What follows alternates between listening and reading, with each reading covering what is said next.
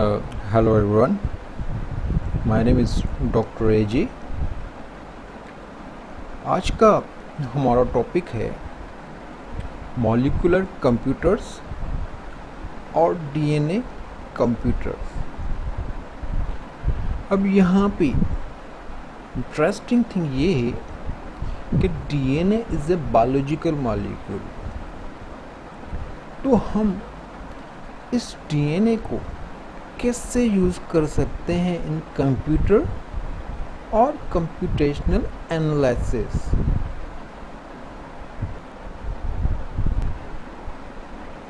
So in the beginning, further explanation तक जाने से पहले यहाँ पर सवाल पैदा ये होता है कि how DNA computers will work. ये डीएनए कंप्यूटर कैसे काम करेगा। Also, how DNA computer can beat the world's fastest supercomputer। क्या ये डीएनए कंप्यूटर जो है वर्ल्ड्स टॉप सुपर कंप्यूटर से भी ज़्यादा एफिशिएंट साबित हो सकता है। सो ये जो डीएनए कंप्यूटर है, it's also a part of revolutionized novelties of biotechnology. So इसी तरह आर्टिफिशियल इंटेलिजेंस जो है, इसको हम ऑलरेडी डिस्कस कर चुके हैं। एंड बायोरोबोट्स, नैनो रोबोट्स, इनको हम फर्दर डिस्कस करेंगे इन नेक्स्ट लेक्चर। सो आज जो मैं आप लोगों को इंटरेस्टिंग कॉन्सेप्ट बताने जा रहा हूँ, दैट्स अबाउट मॉलिक्यूलर कंप्यूटर्स और डीएनए कंप्यूटर्स। सो ये जो डीएनए कंप्यूटर है या मॉलिक्यूलर कंप्यूटर है, इसको जानने से पहले सबसे पहले थोड़ा हम डीएनए पर नज़र डालते हैं कि ये डीएनए क्या है। अगर हमको इस डीएनए का पता नहीं होगा तो इस डीएनए कंप्यूटर या मॉलिक्यूलर कंप्यूटर का कंप्लीटली कॉन्सेप्ट क्लियर नहीं होगा। सो ये जो डीएनए है, it's a short form of deoxyribonucleic acid. DNA जो है, it's a type of nucleic acid जो कि जेनेटिक इंफॉर्मेशन को कैरी करता है। अब थोड़ा हम इसकी स्ट्रक्चर पर नज़र डालें तो हमें यहाँ पे एक चीज़ क्लियर हो रही है कि ये डीएनए है, it's a double standard. I mean like एक स्ट्रैंड है जो कि 5 प्राइम टू 3 प्राइम मूव कर रहा है, एंड देन दूसरा जो है वो 3 टू 5 प्राइम मूव कर रहा है। I mean like anti parallel to each other हैं। सो इसी डीएनए में कुछ बेस पेयर्स पाए जाते हैं जिसको नाइट्रोजीनियस बेस पेयर कहा जाता है। अब ये ट्री जो है, इसको थाइमाइन कहा जाता है। ए जो है, इसको एडेनिन कहा जाता है। सी जो है, इसको साइटोसिन कहा जाता है। एंड जी जो है, इसको ग्वानिन कहा जाता है। So now can you imagine, ये 4 बेस पेयर्स जो हैं, ओनली दिस 4 बेस पेयर्स की वजह से हम सब एक दूसरे से डिफरेंट हैं। हमारा फिजिकल अपीयरेंस डिफरेंट है। एनिमल्स ह्यूमन से डिफरेंट है, इंसेक्ट्स प्लांट से डिफरेंट है। Every living thing is different from each other.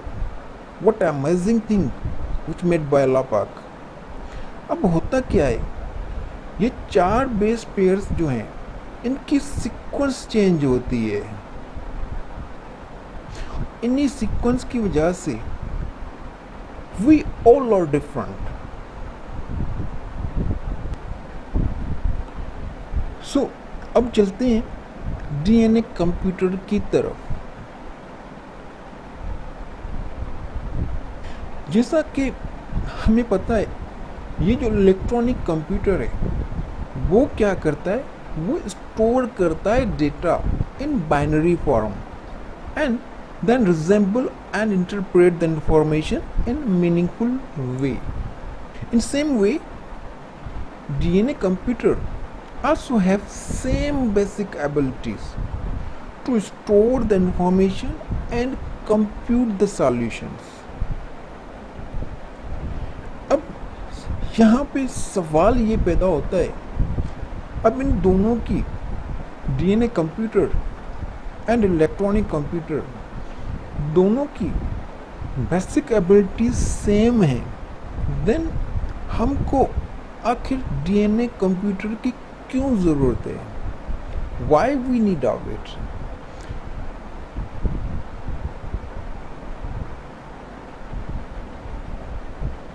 अब जैसा कि हमने जिक्र किया है,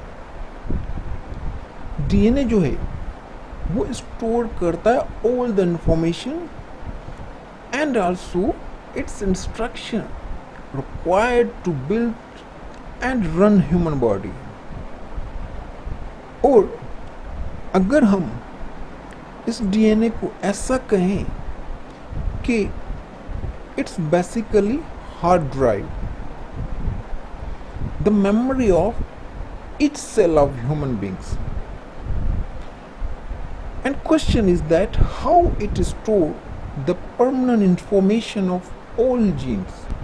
अब यहाँ पे एक और वेरी इंटरेस्टिंग थिंग आप लोगों के साथ शेयर करता हूँ कि अगरचे हमारे पास पिछले दौर के लोगों का डीएनए मिल जाए तो हमें ये पता चल सकता है कि वो लोग किस तरह के थे, उनकी सारी इंफॉर्मेशन हम मालूम कर सकते हैं। So nowadays scientists are going to use DNA to create world's first programmable molecular computer. And ये जो DNA कंप्यूटर होगा, that will be more faster and capable of storing billions of times more data than our personal computer. अब ये कैसे होगा? आपको पता है, हमारी बॉडी में अगरचे कोई प्रॉब्लम आ गया, कोई जीन सीक्वेंस एक्टिव हो गई, कोई जीन सीक्वेंस सप्रेस हो गई, किन सेल्स की डेथ हो गई, कौन से सेल्स रीजनरेट हो रहे हैं, बॉडी का कौन सा पार्ट, कौन से जीन्स की फ्रेगमेंट में डिजीज का अटैक हो गया है। अब ये सारी इंफॉर्मेशन के सिग्नल्स क्लिक होते हैं in different pathways of body के। कैन यू इमेजिन ये इंस्ट्रक्शंस, ये सिग्नल्स कैसे फास्ट मूव होते हैं? एक और एग्जांपल मैं आप लोगों के साथ शेयर करता हूँ, that's a human genome project. Recently a few years ago ये ह्यूमन जीनोम प्रोजेक्ट कंप्लीटेड हो चुका है, जिसमें अप्रॉक्सीमेटली 20,500 जीन्स जो हैं आइडेंटिफाई किए गए हैं and approximately 3 billion base pairs identify किए गए हैं। अब यहाँ पे एक मिसाल दी जाती है कि अगरचे हम इसी जीनोम प्रोजेक्ट को रीड करें मैन्युअली तो अप्रॉक्सीमेटली हमारे पास 200 वॉल्यूम्स जो हैं बुक्स के बन सकते हैं। एंड एक वॉल्यूम जो होगा वो होगा 1000 पेज का। एंड एक नॉर्मल बंदा अगरचे इसको रीड करे continuously 24 hours without any break, तो उसको टोटल 26 साल लग जाएंगे इसको रीड करते करते। सो कैन यू इमेजिन, अगर हम जीन की स्टडी करें, लेट सपोज 1 बाय 1 जीन को आइडेंटिफाई करें, 1 बाय 1 जीन के फ्रेगमेंट को सर्च करें, how is it possible? For that we use computational analysis. और अगर हम नॉर्मल कंप्यूटर भी यूज़ करते हैं तो कितना टाइम लग जाएगा हमें? इसका मिसाल ये देता हूँ कि आप सब ने नॉर्मल कंप्यूटर अपने घरों में यूज़ किया होगा, एंड जब भी हम कोई वर्ड सर्च करते हैं या कोई फाइल सर्च करते हैं, इन सर्च बॉक्स में टाइप करते हैं एंड लिंक करते हैं फॉर सर्चिंग, तो कितना टाइम लगता है हमें? Some time may be seconds और some time may be minutes, या कुछ ज़्यादा टाइम और लग जाता है। एंड कभी कभार ऐसा भी होता है कि इससे रिलेटेड और भी बहुत सारी चीज़ें ओपन हो जाती हैं, एंड देन बंदा खुद परेशान हो जाता है कि which one I was searching. Thing is that कि सिर्फ एक स्पेशीज की बात करें हम, दुनिया में कितनी पॉपुलेशन है लिविंग थिंग्स की। इंसेक्ट की मिसाल ले लें, सबसे ज़्यादा जो पाए जाते हैं वो इंसेक्ट्स हैं। प्लांट्स, एनिमल्स, माइक्रोब्स, कितनी स्पेशीज हैं, कितने लिविंग थिंग्स हैं इस दुनिया में जिनकी पॉपुलेशन है। अब हम सब जीन्स को कलेक्ट करें, उनको एक जगह पे पुट करें, ये हो सकता है?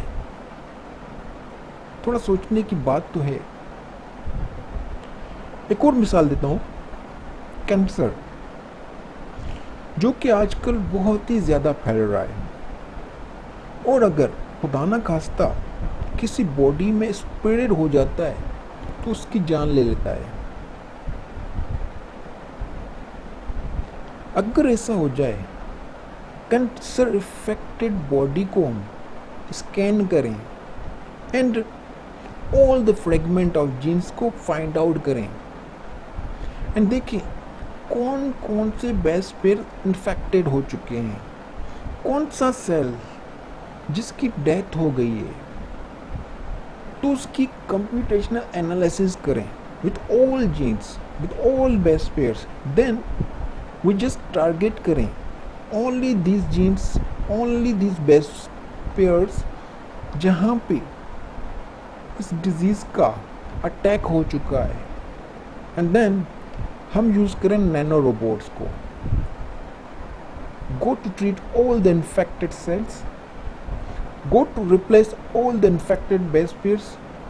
क्या ऐसा हो सकता है कि फास्टली हम ह्यूमंस की लाइफ को सेव कर सकें? बाय मैन्युअली हम सिर्फ ऑल जीन्स को या बेस पेयर्स को सर्च करें तो हमें 26 साल लग जाएंगे जस्ट इसको सर्च करने में। इसको ट्रीट करना तो दूर की बात, through computational analysis by electronic normal computer also very difficult, even impossible to find out all the best pairs quickly and prepare the target to all each basis. It seems difficult.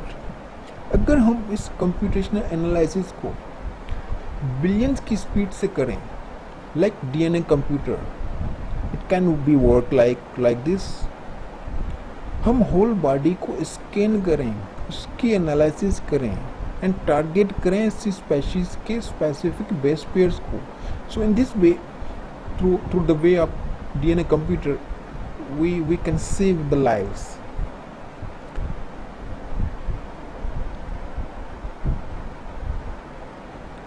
सो अब हम ये देखते हैं कि ये computer जो है, like DNA computer, किससे काम करेगा। एक साइंटिस्ट था इन 1994, लियोनार्ड एल्डन के नाम से, जिसने एक कॉन्सेप्ट दिया था, या जिसने एक कॉन्सेप्ट इंट्रोड्यूस किया था, एक आइडिया दिया था, by using DNA to solve all complex mathematical problems and computational analysis in fast way. इस साइंटिस्ट ने एक एक्सपेरिमेंट किया था। ये जो डीएनए मॉलिक्यूल है, it has potential to perform calculations many times faster than world's most powerful human built computers, and might one day DNA should be integrated into computer chip, जिसको हम bio chip कहते हैं, जो कि push करेगा इस computer को more faster. इसी साइंटिस्ट ने एक वेरी इंटरेस्टिंग एक्सपेरिमेंट और किया था, जो कि मैं आप लोगों के साथ शेयर करता हूँ। इसने एक कॉन्सेप्ट दिया था कि in all genes genetic coding is represented by letters like A, C, G and T। तो इसने क्या किया, कुछ fragment like this, different species के, डिफरेंट फैमिलीज के, इन सब फ्रेगमेंट को कंबाइन करके एक टेस्ट ट्यूब में डाल दिया, and then some of these fragments stand sticking together. A chain of these genes build up. Within few seconds, all of the possible combinations were created in test tubes. जितने भी possible combinations थे different fragments के, जो कि link करें अपनी families के साथ, जो कि लिंक करें अपनी स्पेशीज के साथ, वो कॉम्बिनेशंस बन गए। एंड इस एल्डन ने क्या किया, एलिमिनेट कर दिया रॉन्ग मॉलिक्यूल्स को through chemical reaction. So with in short period of time, correct pathway has been created and as well as family with correct species genes has been created.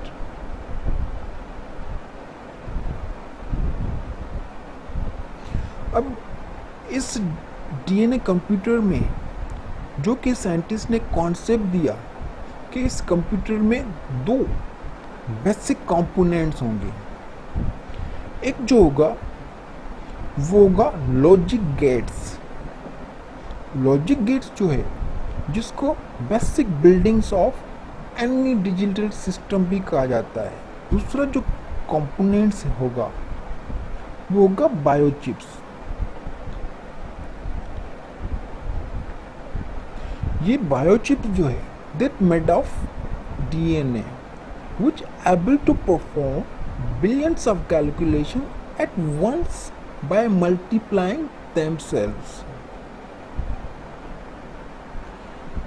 यहाँ पे जो gene के sequence हैं, ये जो gene के sequence हैं, ये हमने प्रोटीन की सूरत में, मीन्स इस जीन सीक्वेंस को हमने ट्रांसलेट करके रखा हुआ है द फॉर्म ऑफ प्रोटीन। अब ये जो जीन के सीक्वेंस हैं, जस्ट लाइक सीक्वेंस मैच हो रही है, यहाँ पे दूसरी भी सीक्वेंस मैच हो रही है। यहाँ पे अगेन यहाँ पे क्या होता है कि यहाँ पे कुछ मिसिंग हो गई है। थिंग इज दैट कि इस तरह करेक्ट जो कॉम्बिनेशंस हैं, करेक्ट जो ऑर्डर्स हैं जीन सीक्वेंस के, वो बिल्डअप हो जा रहे हैं।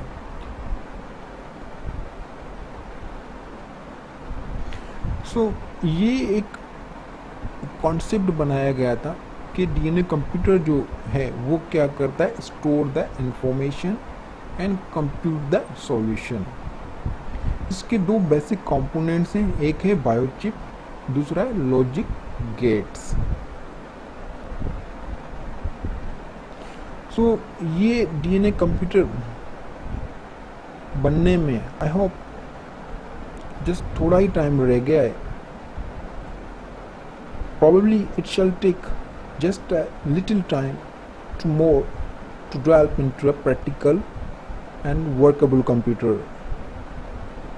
Even many scientists saying if such computer is ever built, so it will be more compact, accurate, efficient than conventional computer. ये एक छोटी सी बेसिक इन्फॉर्मेशन हमने आप लोगों के साथ शेयर की है, which is about DNA computer. I hope it will be useful for you. Thank you very much.